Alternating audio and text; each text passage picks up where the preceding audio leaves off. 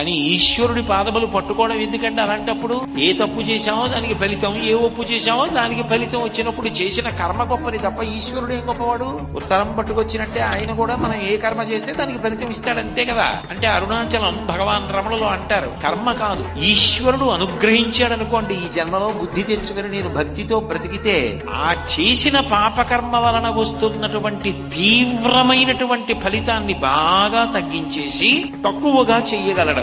ఆపదామపహర్తారం దాతారం సర్వసంపదాం లోకాభిరామం శ్రీరామం భూయో భూయో నమామ్యహం. వచ్చే ఆపదని తీసేసి దాని స్థానంలో సంపదని ఇవ్వగలిగిన వాడు భగవంతుడు. నమః శివాభ్యాం అశుభాపహాభ్యాం. రావలసిన అశుభాన్ని తీసేసి శుభాన్ని అనుగ్రహించగలిగిన వాడు భగవంతుడు. అందుకని చేసిన కర్మకి ఫలితం నేను భరించలేనంతగా రాకుండా తగ్గించగలిగిన శక్తి కూడా ఈశ్వరుడికి ఉంది.